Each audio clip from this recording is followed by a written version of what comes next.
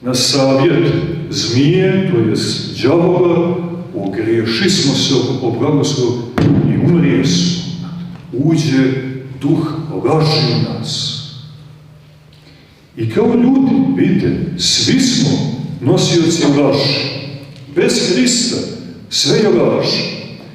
Tako kad nam otkriva sebe kao istinu, on nam govori, obratimo pažnju, sad je ovo vrlo važno. Baš važno. Sad je važno.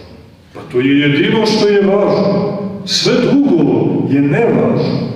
Posebno sad, vidite, ulazimo u jednu fazu, znate, velikih dešavanja. Sad ko ne bude fiksiran, znate, tim evanđelskim, znate, utegama, znate, raznijeće ga stihije ovoga svijeta. Jer tek počinju ta dešavanja, ulazimo u zonu tih apokaliptičnih projava. To će da bude, odmah da se ogradim, nemojte ovo da doživate kao sad nekako prorokovanje. Ne govorimo o tome, ali to će da bude. Gospod je nama sve to najavio. Biće i ratova, i zemljotresa, i boleština, i ustaće narod na narod, pa ćemo i neke projeve metafizičkog porijekla, ali bilo kako bilo, ako je Hristos moja istina,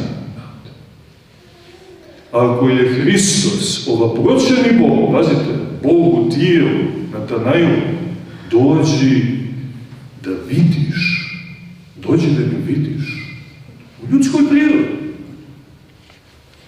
Šta to znači? Evo ovako, kao što vi gledate mene, kao što ja vidim tebe, to je takvo opštenje bilo.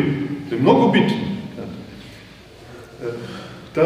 Ta sila ovaproćenja, tajna ovaproćenja, koja je, i to naglasimo, centralna tajna i u pobjedi pravoslavlja, sutra je nedelja pobjede pravoslavlja, to je pobjeda koju je Gospod donio. Što kaže vladika Nikolaj, drugi pobjedioci dođu pa odnesu pobjedu. Ostave uplakane, tužne, da li na tribinama, da li na ratištima, da li na biralištima ili već gdje se nadmećemo.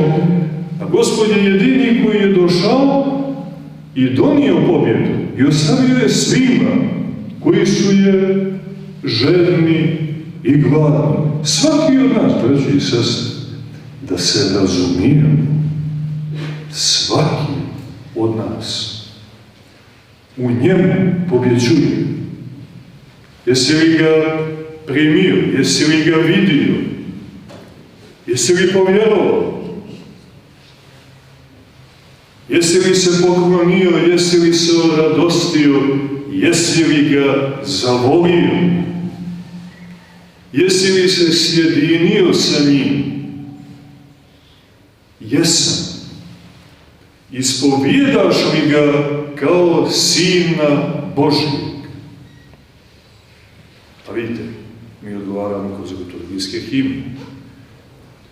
Jedinorodni Sine i Slove Božje.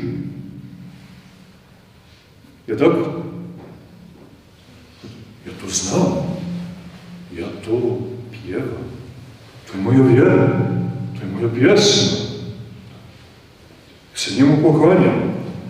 Pridite, poklonim se. Je tako? Na malom vhodu. To je slovesna služba.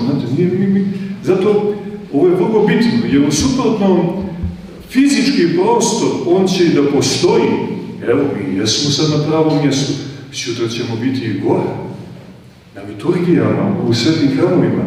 Ali ako nije došlo do tog slovesnog sjedinjenja, mnogo toga nam neće biti jasno. Neće to biti živa služba. Neće biti srdačna.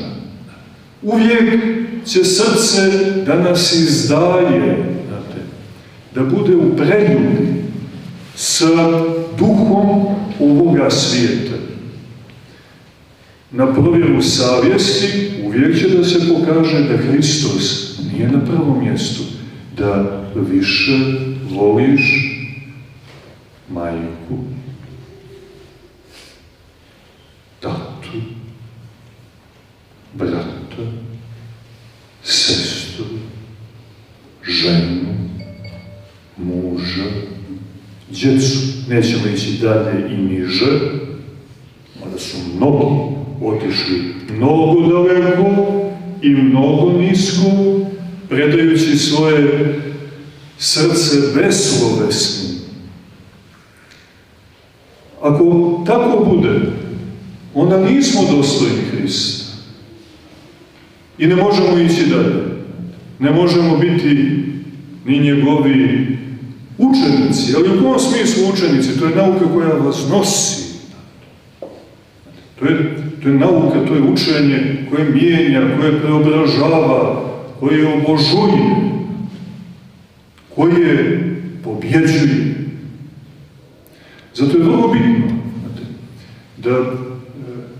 da Hrista, njegovo ovaproćenje, shvatimo ozbiljno.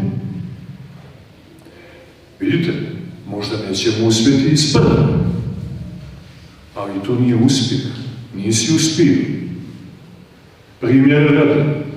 Minusi su i auto nije upalilo, tako? Kontakt, ono vergla, ali nije upalilo.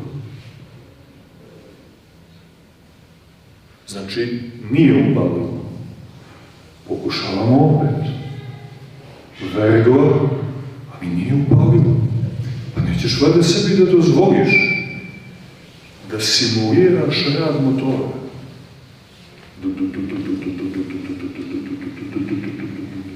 Upalilo. Simuliraš vožnju, kretanje, simuliraš život. Pazite, simuliraš vjeru. Kao vjeruješ, kao jesi, a nisi. Imaš ime da jesi, ali nisi. Što kaže Gospod, ovaj me narod ustima poštuje, ali srce mu je daleko od mene. To možete da osjetite i na ličnom planu, imate nekoga, osjećate da vas ne voli. Ali je poslovno vrlo korektan. Šalter, recimo, neke banke. Ili bilo gdje tim svjetskim punktovima. Vrlo korektno, vrlo ljubazno. Ali srce mu je daleko od tebe. Tako i Gospod, koji je vrlo osjetljiv, jer ljubav je vrlo osjetljiva. A to je silna božanska ljubav. On traži srce. I pazite, traži svo srce.